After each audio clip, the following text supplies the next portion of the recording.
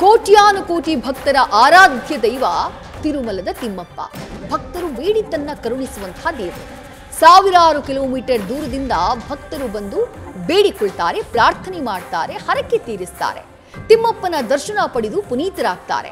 ಆದ್ರೀಗ ಅಂತಹ ಪವಿತ್ರ ದೇವಸ್ಥಾನದ ಮೇಲೆ ವಿಮಾನ ಹಾರಾಡಿರೋದು ಭಕ್ತರ ಭಾವನೆಗೆ ಧಕ್ಕೆ ತಂದಿದ್ದು ಭಕ್ತರ ಕೆಂಗಣ್ಣಿಗೆ ಗುರಿಯಾಗಿದೆ.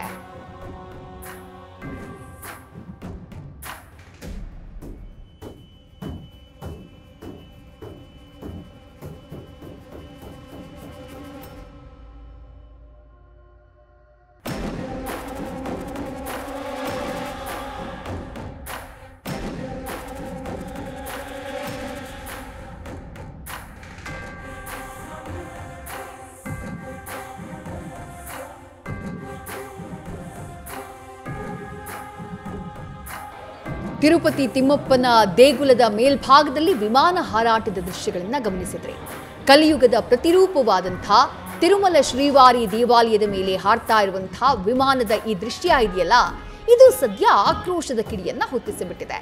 ಇತ್ತೀಚೆಗೆ ದೇವಸ್ಥಾನದ ಮೇಲೆ ಹಲವು ಬಾರಿ ಈ ರೀತಿ ವಿಮಾನಗಳು ಹಾರಾಡ್ತಾ ಇರುವುದು ಭಕ್ತರ ಭಾವನೆಯನ್ನ ಕೆರಳಿಸಿದೆ, ಅವರ ನಂಬಿಕೆಗೆ ಘಾಸಿಯನ್ನ ತಂದಿಟ್ಟಿದೆ. ಅದರಲ್ಲೂ ಒಂದು ವಿಮಾನ ದೇವಾಲಯದ ಮೇಲೆ ಬಹಳ ಕಡಿಮೆ ಎತ್ತರದಲ್ಲಿ ಹಾರಾಟವನ್ನ ಮಾಡಿರುವುದಕ್ಕೆ ಭಕ್ತರು ಆಕ್ರೋಶವನ್ನ ವ್ಯಕ್ತಪಡಿಸುತ್ತಿದ್ದಾರೆ.